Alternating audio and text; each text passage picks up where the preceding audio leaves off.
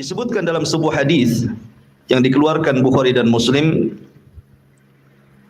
tentang kisah Mu'adz ibn Jabal radhiyallahu an yang mengimami manusia dengan membaca surah Al-Baqarah secara sempurna, sehingga ada orang yang tidak sanggup berdiri kemudian berpisah menjadi salat sendiri, tidak bermakmum kepada Mu'adz.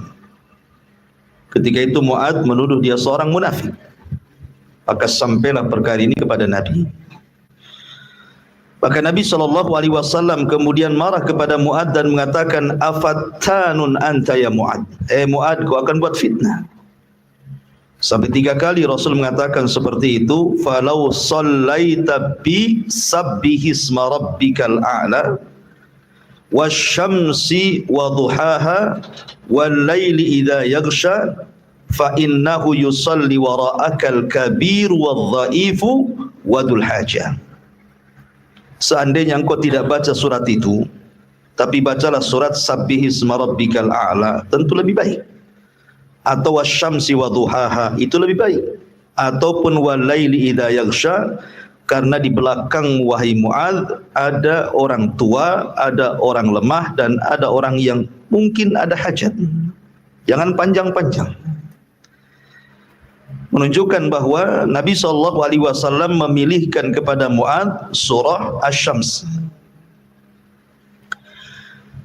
Kemudian juga Nabi SAW biasa, terutama dalam salat Isya, maka beliau selalu membaca surah Asy-Syams, sebagaimana hadis yang dikeluarkan oleh Imam At-Tirmidzi dan juga An-Nasa'i.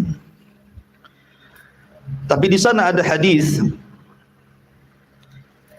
yang sebenarnya hadis ini maudhu, palsu gitu. Cuman karena sudah beredar di medsos dan juga para duat terkadang menyampaikannya.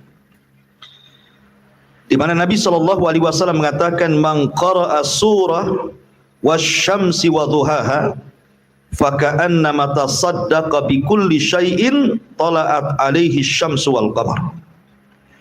Barang siapa yang membaca surah wasyamsi wa duhaha, seolah-olah dia telah bersedekah dengan segala sesuatu sejak terbit matahari dan bulan. Hadis ini maudhu dan tidak bisa dijadikan hujjah. Baik, ma'asyiral muslimin yang dimuliakan Allah Subhanahu wa taala. Allah Subhanahu wa taala berfirman, wasyamsi wa duhaha wal qamari idza talaha wan nahari idza jallaha wal laili idza yaghshaha. Demi matahari dan sinarnya di waktu duha, demi bulan apabila mengiringi matahari, demi siang apabila menampakkan sinarnya, dan demi malam apabila meliputi keseluruhannya. Ma'asyiral muslimin yang dimuliakan Allah Subhanahu wa taala, sedikit kita akan cerita tentang matahari dan juga cerita sedikit tentang bulan. Kita tahu bahwa matahari dan bulan itu adalah tanda dari tanda-tanda kuasa Allah yang Allah Subhanahu wa taala ciptakan untuk ditafakuri manusia. Dan itu Allah sebutkan dalam surah Fussilat 37. Wa min ayatihi al-lailu wan nahar wasyamsu wal qamar. Dan dari tanda-tanda kuasa Allah adanya malam dan siang, dan adanya matahari dan bulan. Ketika kematian Ibrahim, putra Rasulullah SAW dari Maria Kiptiyah, ketika itu usianya setahun 8 bulan, maka tiba-tiba terjadi gerhana matahari total, sehingga membuat gelap kota Madinah. Dan gerhana di zaman itu kan jarang, sehingga menakutkan. Kalau gerhana di zaman sekarang 1 tahun gerhana, tahun depan sudah diumumkan di almanak, sehingga ya biasa saja. Makanya dengan kejadian gerhana matahari total bertepatan dengan meninggalnya Ibrahim, putra Rasul SAW, semua manusia ketakutan. Sehingga orang-orang menyangka, karena tradisi jahiliyah, kalau sesuatu terjadi di langit, Keyakinan mereka seolah-olah ada orang yang mati atau ada orang yang lahir dari orang-orang besar. Maka Nabi SAW meluruskan keyakinan jahiliyah itu. Kata Nabi SAW, Inna syamsa wal qamar ayatani min ayatil laili la yankashifani li mauti ahadin walakinallaha yukhawwifu bihi ma'ibadah. Kata Nabi SAW, sesungguhnya matahari dan bulan itu keduanya tanda-tanda kuasa Allah. Tidaklah keduanya terjadi gerhana karena kematian seseorang. Akan tetapi Allah tampakkan dua gerhana baik matahari atau bulan itu dalam rangka menakut-nakuti hambanya. Karena gerhana itu tanda-tanda kiamat masalahnya. Karena di akhir zaman gerhana itu akan terus berlaku sepanjang tahun sampai akhirnya menjadi tanda-tanda kiamat besar. Khasfun bil masyriq wa khasfun bil maghrib wa khasfun bi jaziratil Arab. Kalimat khasfun kalau ke atas itu gerhana, tapi kalau ke bawah itu artinya gempa. Makanya ada kusuf, ada khusuf gitu ya. Salat khusuf atau salat kusuf. Taib, ma'asyiral muslimin yang dimuliakan Allah Azza wa Jalla. Kalau kita melihat, kita tahu bahwa matahari ini makhluk Allah yang sangat besar. Kalau dibandingkan dengan besarnya bumi, yang antum belajar fisika tentu tahu ya. Perbedaannya hampir 1,2 juta lebih gitu, besarnya matahari dibandingkan bumi. Tapi bulan justru lebih kecil daripada bumi 4 kali lipat. Artinya bahwa matahari ini makhluk yang sangat besar sekali, yang sangat indah pada waktu-waktu tertentu ketika terbenam. Makanya banyak orang yang moto gitu ya. Akan tetapi ma'asyiral muslimin yang dimuliakan Allah Subhanahu wa taala, walaupun demikian matahari dan bulan itu tetaplah hamba-hamba Allah. Karena ada sebagian orang dari zaman ke zaman yang menganggap matahari dan bulan itu serta bintang-bintang yang lainnya dijadikan Tuhan. Karena besarnya, karena cahayanya, karena manfaatnya, sebagian orang menganggap Tuhan kan. Contoh umpamanya, ketika Hudhud disidang oleh Nabi Allah Sulaiman karena tidak ikut berbaris dalam pasukan. Alasan Hudhud apa? Inni wajadtu imra'atan tamlikuhum wa utiyat min kulli syai'in wa laha arsyun 'azim. Wajadtuha wa qaumaha yasjuduna lisyamsi min dunillah. Coba, kerajaan Sabah ini kan jauh-jauh hari atau jauh-jauh tahun sebelum kelahiran Nabi. Artinya orang dulu sudah ada yang nyembah matahari gitu. Bahkan sebelum daripada kisah Ratu Balqis dan juga kaumnya yang menyembah matahari itu sudah ada di zaman Nabi Ibrahim orang yang menyembah matahari. Kan Ibrahim kan pernah kumpul-kumpul tuh. Kemudian lihat matahari setelah sebelumnya melihat bulan dan bintang dan mengatakan hadza rabbi hadza akbar katanya. Ini Tuhanku, ini lebih besar dibandingkan bulan dan matahari, dibandingkan bintang dan juga bulan. Artinya di zaman Nabi Ibrahim sudah ada orang nyembah matahari. Di zaman Ratu Balqis, kata Hudhud, aku dapati ada seorang wanita, seorang ratu yang Allah berikan segala sesuatu dari kemewahan dunia, tapi sayang aku dapati dia dan kaumnya menyembah matahari, Tuhan selain daripada Allah Subhanahu wa taala. Kenapa mereka sampai menyembah matahari? Karena tadi menganggap matahari itu besar, menganggap matahari itu bermanfaat banyak, menganggap matahari itu cahayanya menerangi, makanya mereka menganggap Tuhan. Dari sinilah Allah Subhanahu wa taala katakan, "Wa min ayatihi al-lailu wan-nahar wasyamsu wal-qamar la tasjudu lisyamsi wala lil-qamar. Wasjudu lillahi alladzi khalaqahunna in kuntum iyyahu ta'budun." Maka Allah katakan, dan Matahari dan bulan itu bukan Tuhan, dia makhluk. Dan dari tanda-tanda kuasa Allah, Allah ciptakan ada siang, ada malam, ada matahari, ada bulan. Jangan sujud kepada matahari, kata Allah, dan jangan sujud kepada bulan, tapi sujudlah kepada Allah yang menciptakan mereka. Mereka bukan Tuhan, walaupun mereka besar. Makanya besarnya matahari tetaplah kecil di hadapan Allah. Besarnya matahari tetap kecil di hadapan Allah, dan mereka makhluk yang beribadah kepada Allah. Makanya dalam hadis yang dikeluarkan Bukhari dan Muslim dari hadis Abi Dzar Al-Ghifari radhiyallahu an, ketika sedang duduk-duduk bersama Nabi. Jadi Rasul dan Abi Dzar itu melihat matahari hendak terbenam. Kemudian Abi Dzar, Rasul mengatakan, "Atadri aina tadhhab ya Abu Dzar?" Kamu tahu enggak matahari itu pergi ke mana? Apakah seperti yang kita yakini bahwa matahari mengelilingi bumi? Kan itu pelajaran di sekolah kita, bahwa matahari itu yang mengelilingi bumi setiap hari seperti itu. Nabi SAW hendak meluruskan untuk pemahaman orang-orang sekarang tuh. Karena Rasul mengatakan kepada Abi Dzar, "Hei Abu Dzar, kamu tahu enggak matahari pergi ke mana?" katanya. Apakah dia mengelilingi bumi? Tidak. Maka Abu Dzar mengatakan, "Allah wa rasuluhu alam." Allah dan Rasulnya yang tahu. Kemudian Rasul mengatakan, "Fa innaha tadhhabu hatta tasjuda tahtal arsy." Matahari itu terbenam, dia sedang menghadap Allah, kemudian sujud di bawah arsy. Kemudian kata Rasul sallallahu alaihi wasallam, "Fatasta'dhinu fayu'dhanu lah, wa yushak an tasjuda fala yuqbalu minha, wa tusta'dhanu fala yu'dhanu laha, fayuqalu laha irji'i min haitsu ji'ti ila akhiril hadis."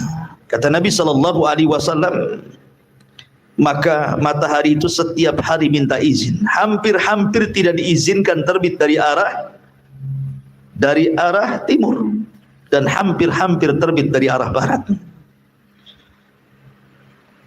Kalau seandainya matahari sampai terbit dari arah barat, berarti sudah masuk dari tanda-tanda kiamat besar. Karena pertengahan tanda-tanda kiamat besar itu tulu usyamsi min maghribiha. Setelah awalnya keluar Dajjal, kemudian turunnya Isa bin Maryam, kemudian keluarnya Ya'juj wa Ma'juj.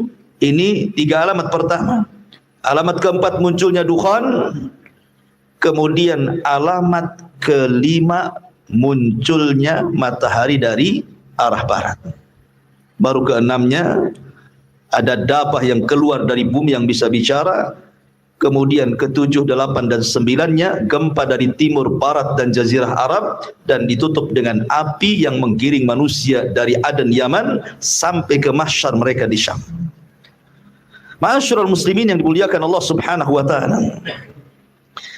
Rahasia matahari, rahasia kehidupan manusia itu ikhwan, sebenarnya letaknya ada di matahari. Allah Subhanahu wa taala sudah meletakkan matahari itu di porosnya, sebagaimana disebutkan dalam surah Yasin. Jadi Allah Subhanahu wa taala sudah meletakkan matahari itu pada porosnya. Tadi saya katakan bahwa besarnya matahari itu jauh lebih besar dibandingkan bumi kan. Bandingannya 1,2 juta lebih, kurang lebih besarnya. Tapi Allah sudah letakkan di porosnya itu. Kalau seandainya matahari menjauh dari bumi, maka akan terjadi kematian di bumi. Kenapa? Karena bumi akan beku, air akan beku, semua akan beku, termasuk darah-darah yang ada pada badan kita ini tidak akan mengalir lagi dan beku, dan akan terjadi kematian di mana-mana. Tapi kalau matahari keluar dari garis edarnya, terbalik, terbakar semuanya. Tidak ada orang yang hidup kecuali akan terbakar. Makanya kenapa rahasia kehidupan manusia itu Allah tentukan dengan matahari. Matahari Allah letakkan di porosnya, dan itu kuasa Allah, tidak mendekat dan tidak menjauh, tepat pada porosnya. Itulah rahasia kehidupan manusia tentang matahari. Ma'asyiral muslimin yang dimuliakan Allah Azza wa Jalla. Ada 2 faedah yang sangat penting untuk kita pahami kalau Anda sedang melihat matahari. Pertama, faedah maknawi, dan yang kedua faedah hissi. Apa faedah maknawi? dan apa faedah hissi itu. Ma'asyiral muslimin yang dimuliakan Allah Subhanahu wa taala, sebelum saya jelaskan dua faedah ini, ada sebuah pertanyaan. Apakah matahari itu menunjukkan adanya siang dan bulan itu menunjukkan adanya malam? Dan mana yang lebih dahulu diciptakan? Antara malam, siang, matahari atau bulan? Atau dengan kata lain, lebih dulu mana? Bulan dengan malam ataukah matahari dan siang? Ma'asyiral muslimin yang dimuliakan Allah Subhanahu wa taala, kita tahu bahwa Allah Subhanahu wa taala menciptakan malam dan siang itu sebelum menciptakan matahari dan bulan. Jadi sebelum ada matahari dan bulan, siang malam itu sudah ada. Siang dan malam itu sudah ada sebelum adanya matahari dan bulan. Bukan menunjukkan dengan adanya bulan berarti malam, adanya matahari berarti siang. Bukan. Karena penciptaan malam dan siang dengan penciptaan matahari dan bulan itu lebih dulu. Dan itu disyaratkan di dalam Al-Quranul Karim, inna fi khalqis samawati wal ard wa ikhtilafil laili wan nahar. Sesungguhnya di dalam penciptaan langit dan bumi dan ikhtilafnya malam dan siang, bergesernya ada malam ada siang, itu adalah tanda-tanda kuasa Allah bagi orang yang berakal. Jadi siang malam itu sudah diciptakan oleh Allah Subhanahu wa taala, tetapi baik siang ataupun malam sama-sama gelap karena belum diberikan tanda. Tapi sudah diciptakan ada siang ada malam, tapi belum diberikan tanda. Baru setelah Allah ciptakan adanya siang, adanya malam, baru Allah kasih tanda dengan diciptakannya matahari dan bulan. Makanya Allah Subhanahu wa taala mengatakan, wa ja'alna al-laila wan nahar ayataini famahawna ayatal laili wa ja'alna ayatan nahari mubsiratan. Apa kata Allah? Dan kami jadikan malam dan siang sebagai dua tanda kebesaran kami, kemudian kami hapuskan tanda malam dan kami jadikan tanda siang terang benderang. Ya, yang tadinya gelap tuh, baik siang gelap, malam gelap gitu ya. Mulailah kemudian Allah berikan tanda dengan menghapus tanda malam menjadi siang dengan diciptakan matahari, gitu maksudnya. Ya, makanya malam itu pertama diciptakan, baru kemudian siang, kemudian baru Allah menciptakan ada matahari dan ada bulan. Dan kita tahu bahwa malam itu lebih dulu dari siang dan malam itu lebih luas dibandingkan siang.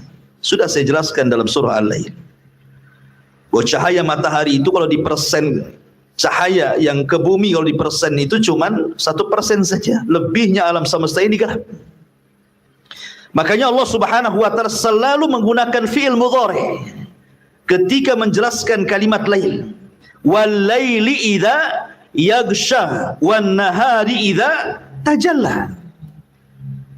Ketika Allah menyebutkan malam menggunakan fi'il mudhari, tapi ketika menyebutkan siang Allah sebut dengan fi'il madhi. Kenapa? Karena faedah fi'il mudhari itu artinya lebih meluas dibandingkan fi'il madhi. Lebih luas maknanya. Sekarang hal wal mustaqbal itu bahasanya. Dia lebih meliputi dibandingkan fi'il madhi. Ya. Karena alam semesta ini bersama galaksinya dasarnya itu malam. Terang itu hanya ada di bumi saja. Di planet-planet lain tidak. Yang terang itu hanya di bumi saja. Di bumi sendiri tidak semua bumi terang ketika terbit matahari kan. Ada beberapa daerah itu justru masih malam. Jadi hanya 1% saja dibandingkan gelap gitu maksudnya. Dan itu kuasa Allah Subhanahu wa taala. Ini jadi belajar fisika. Jadi guru fisika. Ma'asyiral muslimin yang dimuliakan Allah Subhanahu wa taala. Tapi yang jelas bahwa kita kembali kepada fokus bahwa ada faedah maknawi yang luar biasa ketika antum melihat matahari. Jadi para ulama mengatakan, kenapa kita disyariatkan sholat duha. Kan kita disyariatkan sholat duha itu. Apa sih sebabnya? Apa rahasia di balik sholat duha itu? Ketika seseorang itu memandang matahari, ikhwan, berarti kita diingatkan tentang hari akhir. Kita diingatkan dengan hari akhir. Karena panasnya matahari itu mengingatkan akan panasnya kelak hari akhir, yaumul qiyamah, dan panasnya neraka. Makanya pada hari kiamat, ketika Allah Subhanahu wa taala berfirman, wa idzan nujumun kadara, ketika bintang-bintang dijatuh-jatuhkan, ditubruk-tubrukan satu dengan yang lain, matahari dan bulan tidak dijatuhkan. Dan Allah katakan wa jumi'asy syamsu wal qamar, dan Allah gabungkan matahari dan bulan. Jadi semua bintang jatuh, semua bintang hancur kecuali matahari dan bulan. Allah tidak hancurkan. Karena Allah gabungkan matahari dan bulan itu, kemudian Allah letakkan di atas kepala manusia lebih dekat dibandingkan ketika manusia berada di bumi. Karena jaraknya 1 mil. Sementara ketika kita berada di bumi, jarak kita dengan matahari itu entah berapa kecepatan cahaya. Tetapi kalau di akhirat sudah jelas mataharinya di atas kepala 1 mil. 1 mil pun menjadi khilaf kalimat mil dalam hadis itu. Kata rawi mengatakan, aku tidak tahu makna milun dalam hadis itu. Apakah mil itu alat bercelak? Maknanya tidak sampai 1 jengkal matahari di atas kepala. Ataukah makna mil di situ jarak? Ada meter, ada kilo, ada mil, gitu ya. Kalaupun itu adalah jarak terlampau dekat matahari di atas kepala itu. Jadi matahari itu mengingatkan kita akan hari akhir. Bahwa matahari akan didekatkan tetap pada hari kiamat. Dan ketika kemudian manusia sudah dihisab, kemana perginya matahari? Sekarang orang sudah masuk surga, yang satu masuk neraka. Lah kemana perginya matahari dan bulan itu?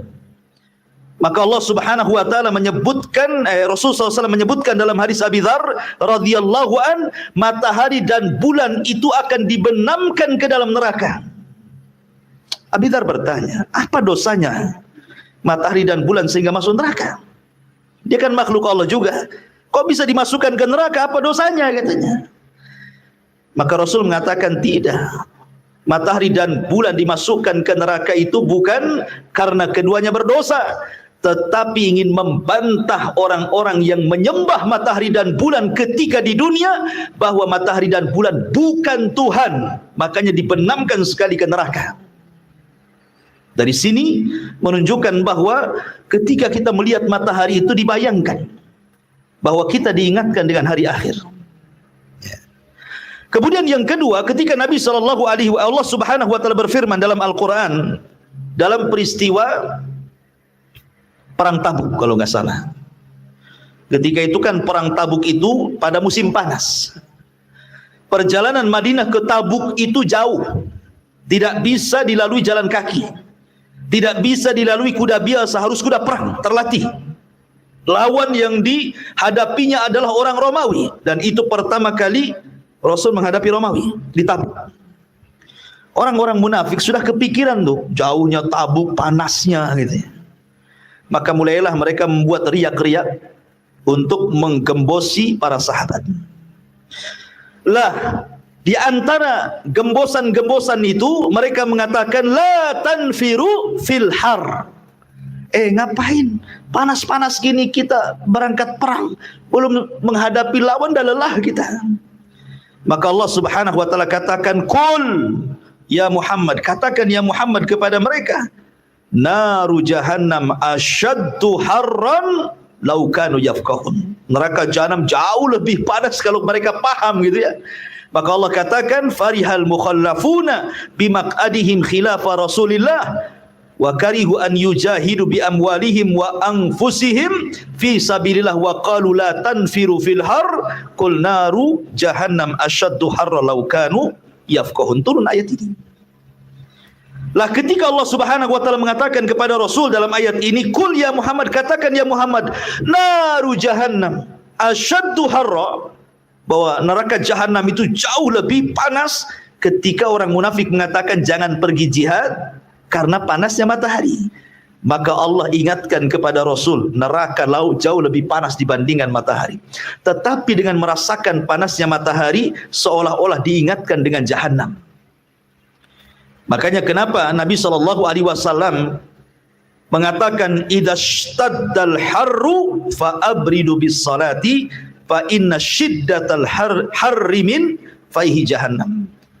Kata Nabi SAW, apabila panas terik di tengah-tengah siang, ya kan, jangan langsung sholat duhur, biarkan tergelincir dulu ke arah barat sedikit supaya agak dingin cuacanya, karena teriknya matahari itu hembusan dari neraka jahanam. Ya, makanya sholat yang boleh diakhirkan dua. Pertama isya boleh diakhirkan, dan juga duhur boleh diakhirkan. Alasan isya karena memang waktunya separuh malam, alasan duhur karena panas teriknya matahari itu adalah nafasnya jahanam. Ya, ma'asyiral muslimin yang dimuliakan Allah Azza wa Jalla, intinya bahwa matahari itu mengingatkan kita tentang akhirat. Dan panasnya matahari juga mengingatkan kita tentang neraka. Panasnya matahari itu. Perhatikan Allah Subhanahu wa taala berfirman di dalam Al-Qur'an, afara'aitumun narallati turun a antum ansha'tum syajarataha am nahnul munsyi'un. Apa kata Allah? Nahnu ja'alnaha tadhkiratan wa mata'an lil muqwin. Allah mengatakan, bagaimana pendapat kalian tentang api yang kau lihat? Kalau kau pegang kan panas api itu. Ya. Sama teriknya matahari juga bisa membakar. Ya. Kita lihat kalau dulu itu kan mau menghidupkan api nggak perlu pakai korek gitu ya. Beli saja kaca pembesar gitu ya. Kaca pembesar, pantulkan cahayanya dari matahari, letakkan di kertas, bisa terbakar tuh. Artinya bahwa matahari bisa menimbulkan api. Dan Allah katakan dalam Al-Quran, bagaimana pendapat kalian tentang api yang kalian hidupkan itu? Apakah kalian yang menumbuhkan pohon api tersebut ataukah kami? Kami jadikan api itu, kata Allah, nahnu ja'alnaha tadhkirah. Kami jadikan api itu sebagai pengingat akan api yang lebih besar daripada api dunia, maksudnya jahanam, api neraka. Karena api di bumi ini hanya satu bagian daripada 70 bagian panasnya jahanam. Dari sini menunjukkan mataharinya mengingatkan akan akhirat, karena di padang mahsyar matahari dekatkan, panasnya mengingatkan kita tentang azab neraka. Jadi apa yang kita lihat pada matahari itu bukan semata-mata makhluk Allah yang punya cahaya, tapi lebih daripada itu kita bisa mengambil manfaat maknawi, artinya manfaat secara makna bahwa kita diingatkan kepada hari akhir. Ini yang pertama. Yang kedua, manfaat secara maknawi adalah kita diingatkan bahwa kita makhluk yang lemah. Kita ini lemah loh. Siapa yang bisa memandang matahari tanpa alat? Jangan lama-lama. Jangan satu hari, buta lah kita. Bentar aja. Sorotkan mata kita saat matahari terbit. Jangan pakai alat bantu. Siapa yang sanggup? Tidak ada yang sanggup. Kalau seandainya kita makhluk Allah dihadapkan dengan makhluk Allah yang lain, kita lemah. Lemah di hadapan matahari, kita tidak sanggup memandang loh ya. Bagaimana dengan zat yang menciptakan matahari, maksudnya begitu. Dan di sini ada faedah ikhwan, bahwa seorang ataupun makhluk yang lemah itu hendaklah mencari sandaran yang kuat. Sebab kalau seandainya makhluk lemah bersandar kepada makhluk lemah, makin lemah dia. Sebagaimana orang-orang yang menyembah selain daripada Allah, dari makhluk-makhluk Allah yang Allah ciptakan, mereka sudah lemah, menyembah Tuhan yang lemah, makin lemah. Makanya orang-orang musyrik itu sesembahan mereka seperti Baitul Ankabut, kata Allah, seperti rumah laba-laba, kan itu. Tidak bisa menaungi hujan. Mana ada rumah laba-laba bisa naungi hujan? Bolong-bolong, tetap aja bocor dia ya, nggak bisa ditambal. Tidak bisa menaungi angin, ya, karena memang lubang-lubang sarang laba-laba itu. Ditebak saja langsung roboh. Itulah sarang laba-laba. Nah, seperti itulah kelemahan orang yang bersandar kepada orang yang lemah, kepada zat yang lemah.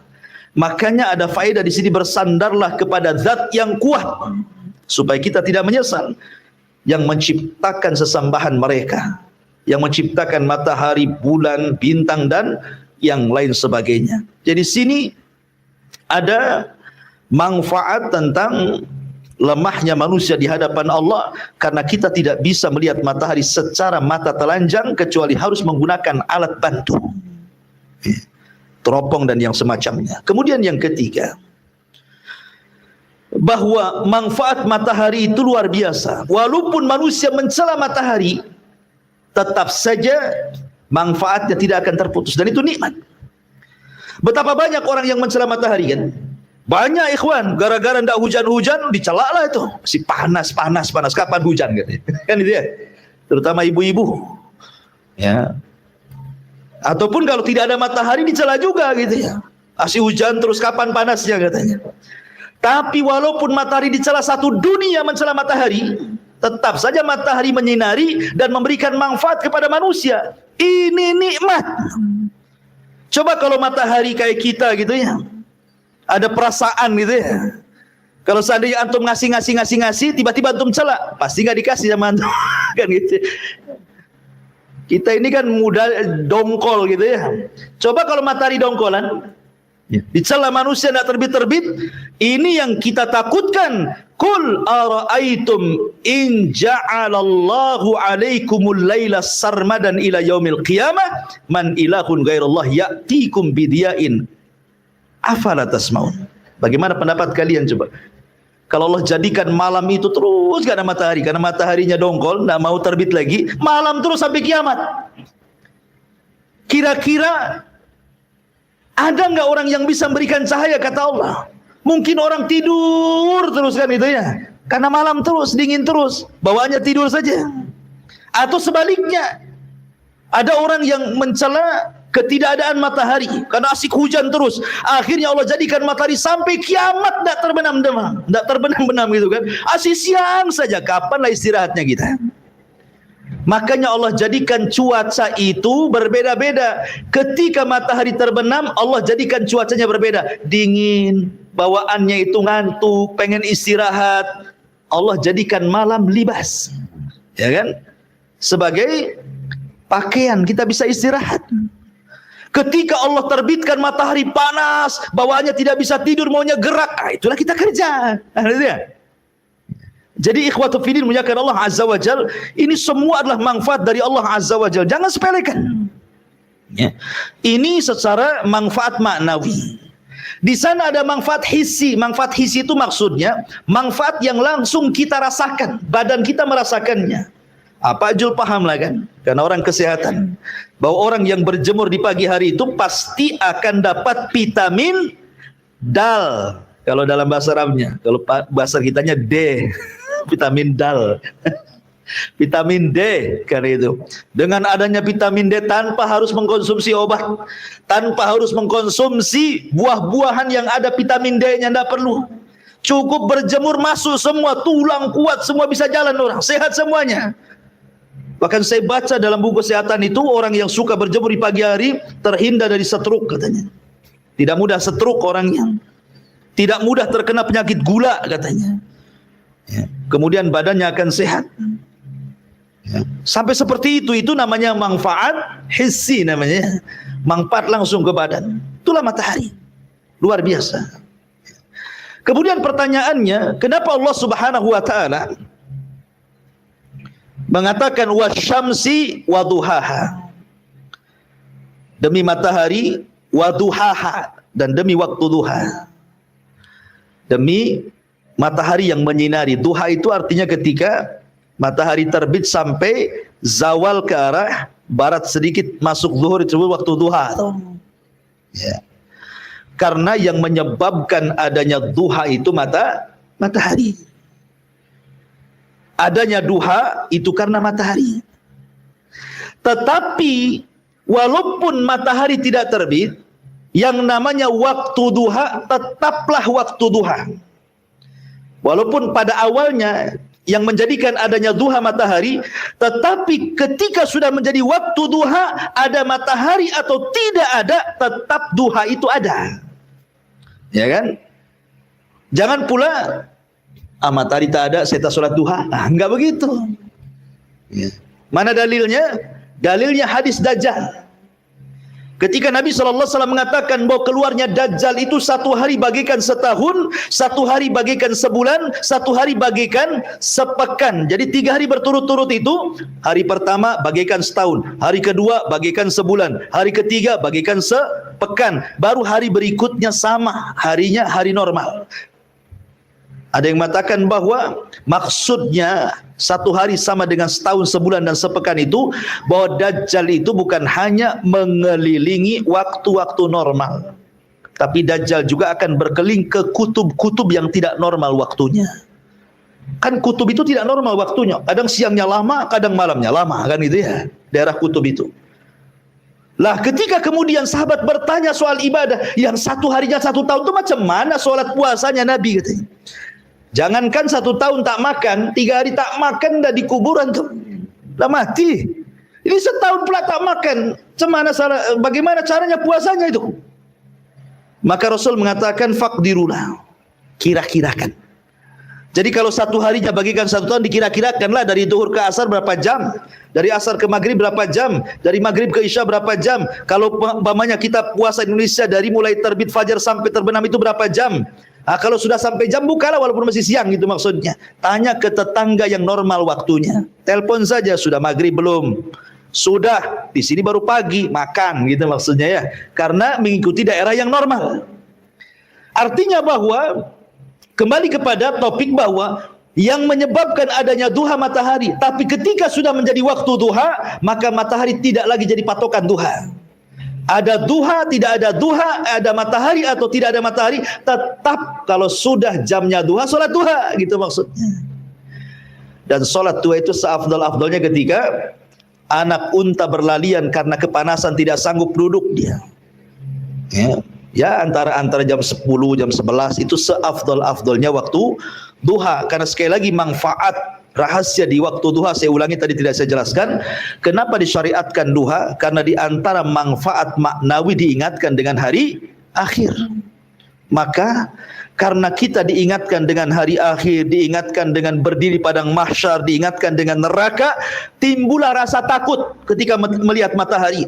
Karena timbul rasa takut, maka kita ingin bertobat kepada Allah, kemudian melaksanakan duha. Makanya solat duha disebut solatul awabin, solatnya orang yang tobat.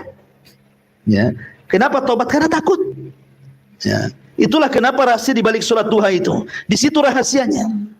Tetapi tidak disyariatkan sholat duha tiap hari. Karena Rasul tidak tiap hari sholat duha. Rasul itu kadang sholat 1 hari, kadang 2-3 hari tak sholat. Nah sholat lagi, kemudian tidak sholat lagi. Jadi tidak disyariatkan, tidak dianjurkan setiap hari. Dalam hadisnya illa ghibban, kecuali diselang sehari sholat, 2 hari tidak. Kemudian sholat 3 hari tidak. Lain dengan sholat malam. Rasul tiap malam sholat. Ma'asyiral muslimin yang dimuliakan Allah Azza wa Jalla, ini diantara makna wasyamsi wa duhaha wal qamari idza talaha wan nahari idza jallaha wal laili idza yaghshaha. Demi siang apabila menampakkan sinarnya, dan demi malam apabila menutupinya gelap gulita. Perhatikan di sini. Allah Subhanahu wa taala dahulukan siang daripada malam. Harusnya kan malam dulu baru siang. Karena asal penciptaan itu malam baru siang. Tapi dalam surah Asy-Syams ini kenapa siang dulu baru malam? Dalam surah Al-Lail yang kita sudah bahas, wal laili idza yaghsha wan nahari idza tajalla, malam dulu baru siang. Dan hampir semua Al-Qur'an secara umum kalau menyebutkan siang malam mesti malam dulu baru siang. Kecuali dalam surah Asy-Syams ini. Kenapa didahulukan siang baru malam? Wan nahari idza jallaha wal laili idza yaghshaha, kan itu ya. Kata ulama, didahulukan kalimat siang baru malam, padahal hampir semua ayat dalam Al-Qur'an didahulukan malam baru siang, karena untuk disesuaikan dengan munasabah ayat sebelumnya. Kan ayat sebelumnya didahulukan apa? Matahari kan? Baru bulan.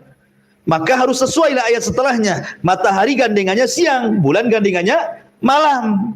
Makanya Allah sebutkan wasyamsi waduhaha wal qamari idza talaha. Kemudian untuk menyesuaikan lafaz, maka mendahulukan siang karena sebelumnya disebutkan matahari dulu, baru kemudian malam karena setelah disebutkan bulan. Tapi pada dasarnya ayat Al-Quran itu lebih mendahulukan malam dibandingkan siang. Karena alasan tadi. Karena malam itu adalah awal yang diciptakan oleh Allah satu. Sebelum siang. Yang kedua, karena malam jauh lebih meliputi segala alam semesta dibandingkan siang yang hanya bumi saja. Makanya malam dulu baru siang. Ya. Baik, masyarakat muslimin yang dimuliakan Allah Subhanahu wa taala. Adapun tentang faedah malam dan siang, antum bisa murajaah di YouTube yang sudah subscribe, like and share. Jadi bisa dalam tafsir surah Lail yang sudah saya jelaskan, itu saya jelaskan tentang manfaat malam dan juga siang. Jadi tidak perlu diulang. Ya. Masyarul muslimin yang dimuliakan Allah Azza wa Jalla. Kemudian Allah mengatakan was-sama'i wa ma banaha wal ardi wa ma tahaha. Demi langit serta pembinaannya, dan demi bumi serta penghamparannya. Masyarul muslimin yang dimuliakan Allah Azza wa Jalla, sebagaimana kita bercerita tentang matahari dan bulan, dan keduanya tanda kuasa Allah, maka begitu juga langit dan bumi adalah kuasa Allah. Cuman bedanya, kalau langit dan bumi kuasa Allah yang tidak bergerak. Tapi kalau matahari dan bulan itu bergerak. Kan bergerak dia. Tapi kalau langit dan bumi kapan-kapan bisa dipandang. Mau siang mau malam. Ya, bumi juga sama. Tapi kalau matahari tidak bisa dipandang kecuali siang, bulan tidak bisa dipandang kecuali malam, kan itu. Lah kita tahu bahwa banyak keajaiban langit dan bumi itu.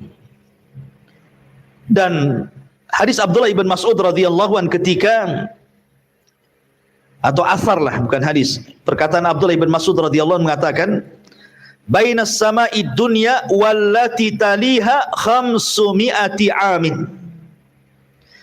Bahwa jarak langit dunia yang kita lihat, kemudian langit setelahnya, langit kedua dan ketiga sampai ketujuh, itu antar satu langit ke langit berikutnya itu jaraknya 500 amin. 500 tahun perjalanan. 500 tahun perjalanan, saking tingginya langit satu ke langit berikutnya itu. Ya. Begitu juga antara langit ketujuh dengan kursi 500 tahun perjalanan. Kemudian antara kursi ke air juga 500 tahun perjalanan. Kemudian antara air ke arsy juga 500 tahun perjalanan, begitu seterusnya. Dalam asar Abdullah ibn Mas'ud radhiyallahu an. Dan di antara keajaiban langit, bahwa langit tempatnya para malaikat. Langit itu tempat malaikat tinggal. Dan Allah Subhanahu wa taala, Rasul mengatakan dalam hadis Abi Dzar Al-Ghifari radhiyallahu an, ketika Nabi sallallahu alaihi wasallam dimi'rajkan, apa kata Rasul? Inni ara ma la tarawun. Attatis sama wa huqqalaha an ta'id. Ma fiha mawdi'a arba'a asabi illa wa malakun wadi'un jabhatahu sajidan lillahi azza wa jalla. Kata Abi Dzar Al-Ghifari membawakan hadis yang marfu kepada Rasul, kata Nabi SAW, aku menyaksikan apa yang tidak kalian saksikan. Langit bergemuruh dan wajar bergemuruh, sebab tidak ada tempat seluas 4 jari pun di langit melainkan ada malaikat yang sujud dan ruku kepada Allah sampai kiamat. Jadi 4 jari dari sini malaikat, 4 jari malaikat. Sebanyak itu malaikat yang ada di langit. Ya. Adapun apakah di dalam bumi itu juga ada makhluk? Kalau di langit kan jelas tuh, setiap tingkatan langit itu semua ada malaikat. Bahkan para nabi di sana. Nabi-nabi yang sudah meninggal, ruhnya ada di sana. Makanya dalam peristiwa Isra Mi'raj, Rasul bertemu dengan Adam, dengan Yahya, dengan Isa, dengan Harun, dengan Yusuf, dengan Musa, Ibrahim, dan begitu seterusnya. Apakah juga di dasar bumi ada makhluk? Kan bumi juga sama, lapisan-lapisannya ada 7 tuh.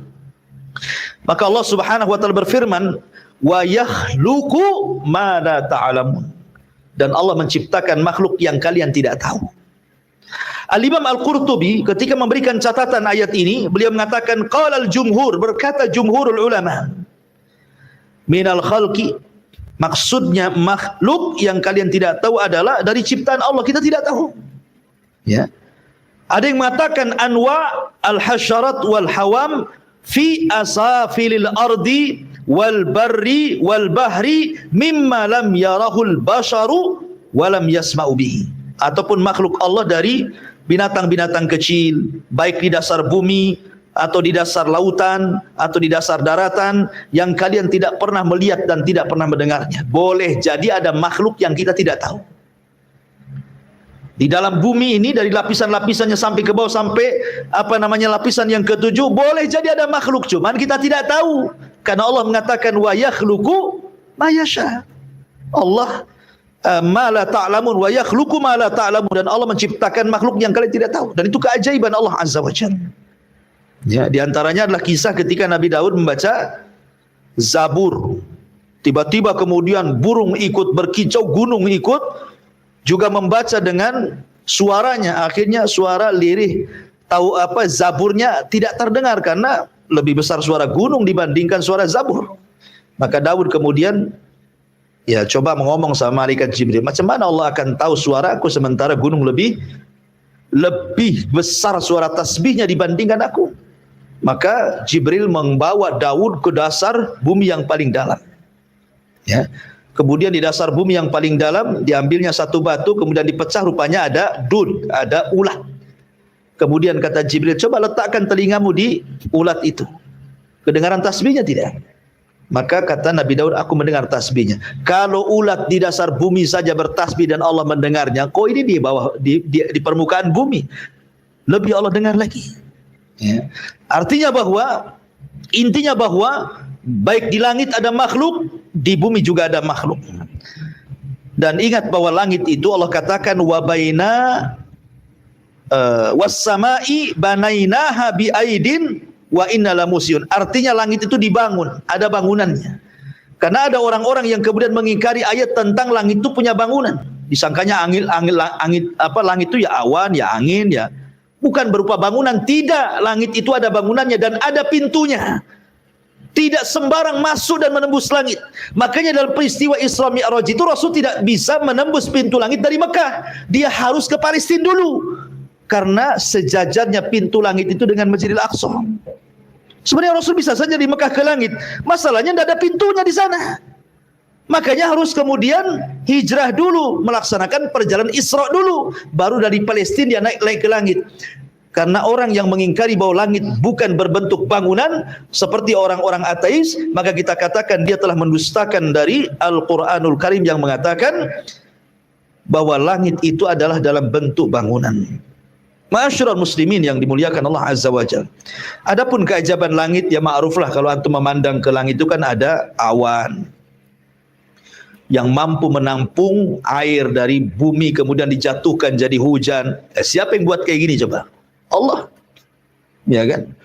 Kemudian dihembuskan angin dari langit, ada yang panas, ada yang dingin. Siapa yang menghembuskan angin-angin kalau bukan Allah Azza wa Jalla? Kemudian juga ada petir, ada geledek, macam-macam di langit itu. Dan siapa yang membuat seperti itu kalau bukan karena Allah? Begitu juga di bumi kan? Di bumi luar biasa lagi. Coba dalam lautan itu, macam-macam dikeluarkan, ada gas, ada minyak, ada perhiasan, ada jamrud, macam-macam ya kan. Itu kuasa siapa? Allah Subhanahu wa taala. Artinya bahwa Allah Subhanahu wa taala ketika bersumpah dengan langit dan bumi karena keduanya ada manfaat besar bagi manusia. Dan Allah jadikan bumi itu firas, terhampar, sehingga kita bisa berjalan tanpa goyang, kita bisa berjalan tanpa oyang, kita bisa berjalan tanpa jatuh, kita bisa tidur kemudian besoknya tidak sakit badan. Coba, siapa yang menjadikan kemudian bumi itu hamparan, firas, kasur bagi kita kalau bukan karena Allah?